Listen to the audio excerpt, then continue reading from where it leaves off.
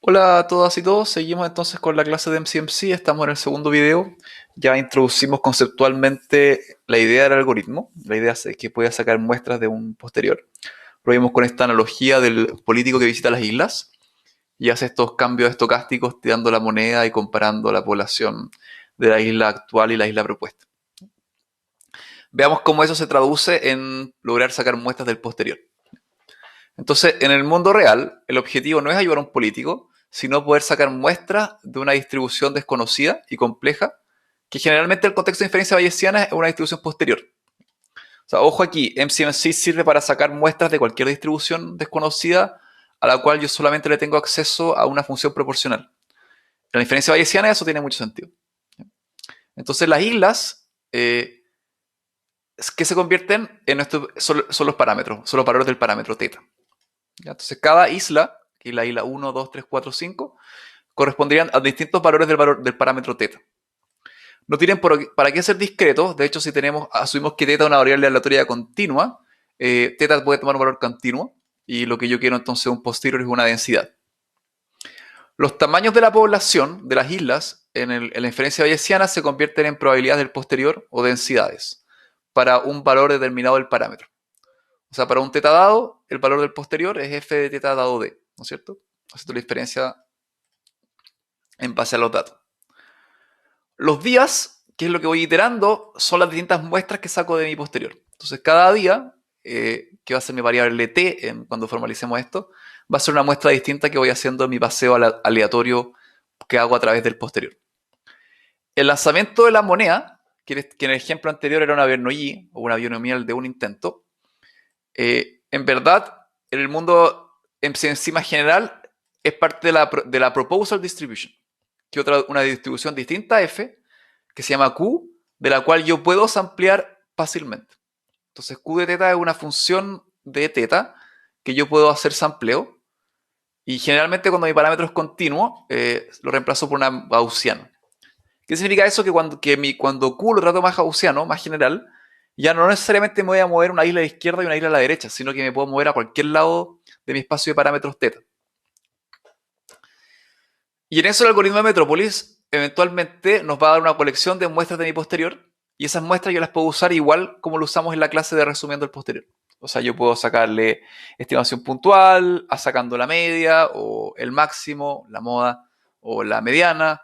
Puedo hacer estimación por intervalo, trabajando con los percentiles de esto. Y así. Entonces esa es la idea. Por eso aprendimos tanto a hacer inferencias bayesianas trabajando con muestras. Porque algoritmos como MCMC, que son los más poderosos, lo único que nos entregan son muestras del posterior. ¿Ya? Todos estos conceptos, por ejemplo, la proposal distribution, lo vamos a ir formalizando en detalle a medida que vayamos avanzando la clase. Ya, no voy a hacer acá una demostración formal de por qué MCMC converge, las muestras convergen en régimen estacionario a el posterior, pero sí, basado en el libro de Krushke, voy a mostrarles un ejercicio ligeramente matemático que muestra por qué la intuición muestra que esto converge. ¿Ya?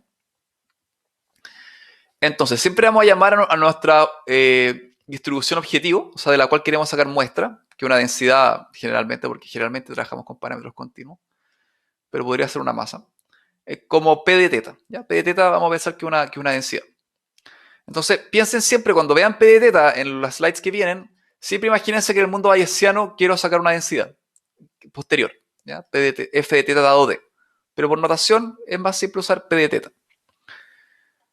Entonces, si asumimos que la proposal distribution mantenemos la idea de las islas, o sea que es moverse a la izquierda o a la derecha, vamos a considerar dos posiciones adyacentes y las probabilidades de moverse de una a otra. O sea, vamos a considerar qué pasa si estoy en la isla 4 y 3, por ejemplo, y quiero ver la probabilidad del 4 saltar al 3 y del 3 saltar al 4. Y lo que vamos a ver es que la relación de esas probabilidades de salto es equivalente a la relación que hay entre sus probabilidades, densidades del posterior objetivo. Y la idea es que si uno entiende eso, uno puede extrapolarlo, que al final la probabilidad relativa de saltar de un espacio a otro, uno lo puede extrapolar, es proporcional a las probabilidades relativas, y eso uno lo puede imaginarse que si uno ejecuta esto muchas veces, esto va a converger de que cada valor del parámetro lo voy a visitar proporcionalmente a su probabilidad posterior, ¿ya? Que puede ser una masa o una densidad, dependiendo si θ es continuo o discreto. ¿Ya? Entonces lo que vamos a ver entonces es que las probabilidades, las transiciones relativas, o sea, la probabilidad de pasar de θ más 1 a θ y de θ a θ más 1, van a ser equivalentes a las densidades relativas, o sea, la densidad de θ y de θ más 1. Entonces luego vamos a extrapolar esta idea a todas las posiciones y vamos a ver que en el largo plazo, si corre esto muchas veces, cada posición va a ser visitada proporcionalmente al valor del posterior o de la distribución objetivo. Ya, supongamos entonces, veámoslo ahora más tangiblemente, estamos en la posición θ. ¿Ya? Si estoy en la posición θ, la probabilidad de moverme a la posición θ más 1, que lo vamos a anotar como la probabilidad de pasar de θ a θ más 1, es la probabilidad de proponer ese movimiento por la probabilidad de aceptarlo si es propuesto. Entonces, la probabilidad de proponer, si estoy en la θ, tengo dos opciones: proponer la θ más 1 y la θ menos 1, ¿no es cierto?, en el mundo de la isla. O propongo irme a la isla derecha e izquierda, con probabilidad de un medio.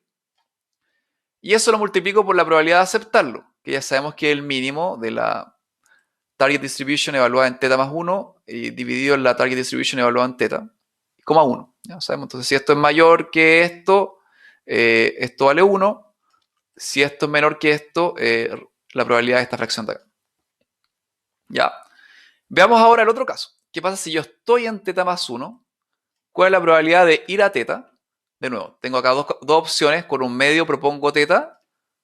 Con un medio propongo θ más 2. Entonces, con un medio propongo θ. Y de nuevo, la probabilidad va a ser igual a esto, pero invirtiendo las cosas. Porque acá estoy proponiendo ir de θ más 1 a θ. Entonces va a ser la probabilidad de θ partido en θ más 1 y el mínimo de esto, 1. ¿Ya? Si yo veo entonces la razón de estas probabilidades transitorias, de estas probabilidades de transición, va a ser esto dividido en esto. Entonces tomo esta expresión de acá, la pongo acá en el numerador, tomo esta expresión de acá y la pongo en el denominador. ¿Ya? Ya, primero los 0,5 se me cancelan, ¿no es cierto? ¿Ya? Entonces veamos ahora los dos casos. Tenemos, como acá hay un mínimo, y acá también tenemos que ver qué pasa cuando θ más 1, cuando la probabilidad de θ más 1 es mayor que la probabilidad de θ, y cuando la probabilidad de θ más 1 es mayor que la probabilidad de θ. Cuando tengo este escenario, esto de acá vale 1, porque esto es mayor que esto. Mientras que en el denominador, como esto es menor que esto, me queda la fracción. Entonces me queda 1 partido en la fracción que había acá. Mientras que en el caso contrario, si θ más 1, si la probabilidad o la densidad en θ más 1 es menor que la densidad en θ, ¿ya? ¿Qué pasa aquí? Aquí devuelvo la fracción porque θ más 1 es menor que θ, la probabilidad. Y aquí en cambio devuelvo 1, ¿no es cierto? Porque aquí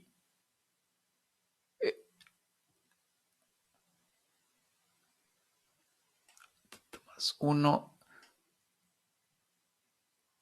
es menor que θ.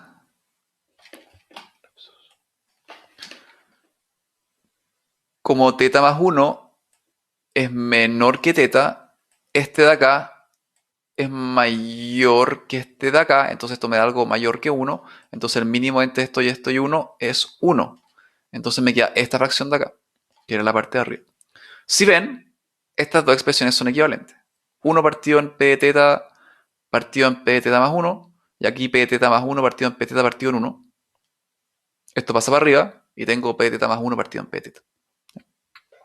¿Qué significa esto? Que la razón de transitar de θ a θ más 1 sobre θ más 1 a θ es equivalente a las probabilidades relativas.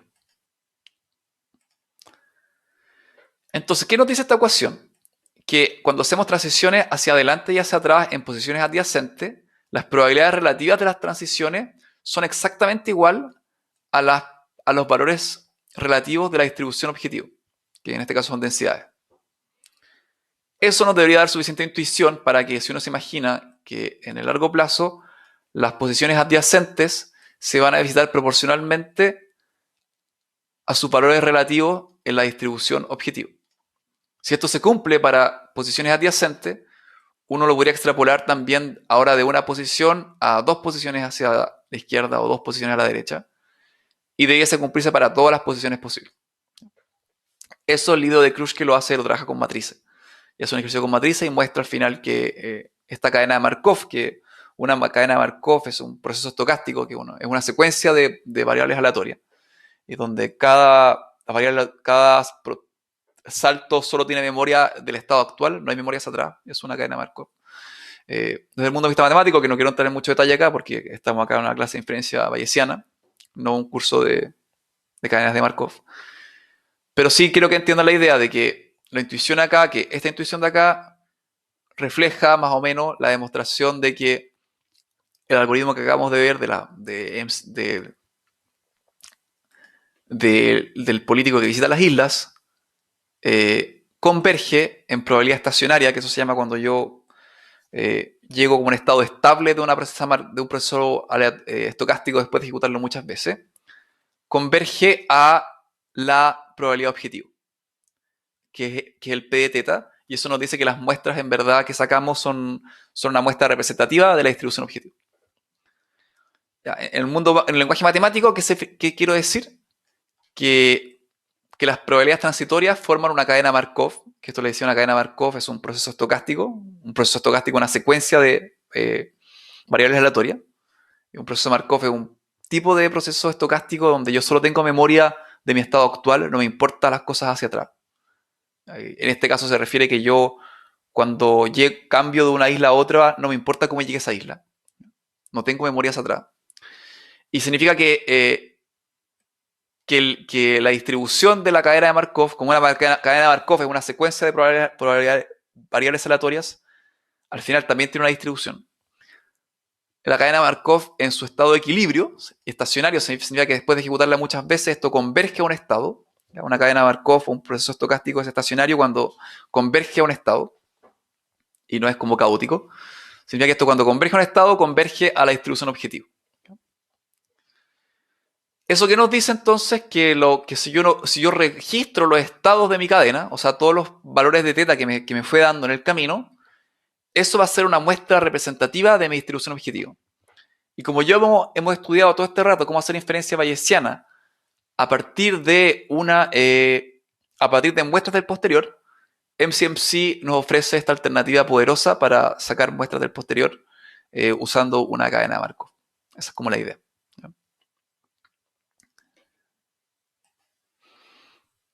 Entonces, en el próximo video vamos a formalizar el algoritmo MCMC ya con un pseudocódigo formal cuando uno de verdad quiere hacer inferencia bayesiana. Ya vamos a pasar del ejemplo de las islas a ver formalmente cuando tengo un P de teta y mi función de transición es una gaussiana, ver cómo funciona el algoritmo. Y de a poquito vamos a ver después mejoras de algoritmo como keep sampling, Hamiltonian en Monte Carlo, todo lo vamos a ver a nivel muy por encima en esta clase, solamente es para que tengamos una idea. Y después vamos a ver ejemplos en R de cómo usar MCMC. ¿Ya? Para allá va la clase. Eso, nos vemos en el próximo video. Chao.